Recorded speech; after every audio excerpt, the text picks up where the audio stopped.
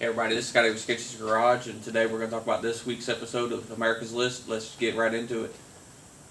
So far, I believe America's List is my favorite Street Outlaws series or show that they've had. We've got to see some really good racing. We got to see a good, diverse set of cars.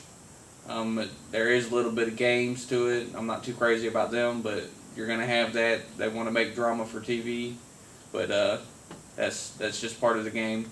How do you guys feel? What's been your favorite Street Outlaw series or episode so far? Just let me know in the comments below. First thing I want to talk about is the race between Trisha Wayne and Lizzie. I was really stoked for that race. Trisha Wayne, she's a gangster on the street. She's as tough as they come. She's real tough at like no prep racing and the arm drops. She's got skills. Lizzie, she can drive anything. Don't take her lightly. She's been behind the wheels of pro mods since she was probably old enough to drive. It does look like they're having a hard time getting a handle on the road and used to street racing. That's why I kind of wonder how her and Kai do about sharing information. If you kind of compare apples to apples, you take JJ and Axeman, you wouldn't think that Axeman would be able to come out on the street and just run A to B really fast passes like he has been, and he's been just killing it. You would almost think that Kai or Lizzie would be able to do the same thing. They'd be able to share some information, but I don't know if they don't collaborate very well, if there's tensions or different ideals between the two parties. That's just my thinking on it. What do you guys think about that? Something else I want to say is how big are Trisha Wayne's balls? They got to be the size of basketballs because she's fearless. Not too long ago, she got in a pretty bad wreck street racing. She actually got thrown from the car. I'm pretty sure it was in between the time between the Mega Cash Days and America's List. So for her to have something like that happen to her and get right back into a car, even at like Fastest in America Season 2, she was the first one down the road, and it was pushing water out of the passenger side pretty good, and she just rolled with it.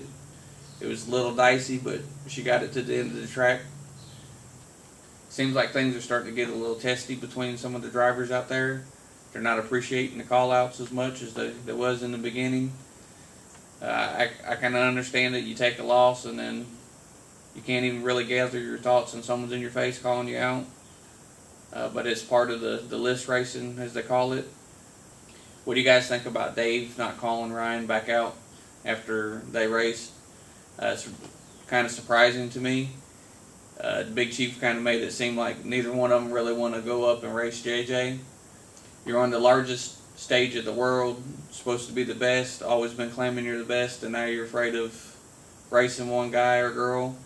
To me, I think it's kind of funny because for so long everybody's been talking crap about MSO and how slow they was, and now over the last couple races they've been doing pretty good, and they're kind of getting, instead of being called ducks, they're being ducked. So I think it's kind of funny. That leads me into my next thing, is Hummingbird is looking fast. Made Johnny Quick look like he was mudbogging, and JJ just made a clean A to B pass really fast. The rumor has it that sometime out there that he went a 4:30 on the street in Nebraska, so Hummingbird's definitely putting in work. To me, I think their game plan is going to be for JJ to get up towards the top of the list and play blocker for Axeman. MSO, they split their money, so however that works out, if MSO's at top, JJ, I believe, won't have no problem at all sitting there playing blocker for Axeman. What do you guys think the race of the night was?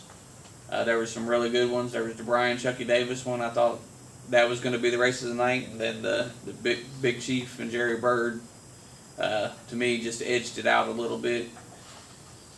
Chucky was able to go down that left-hand lane and kind of set the tone.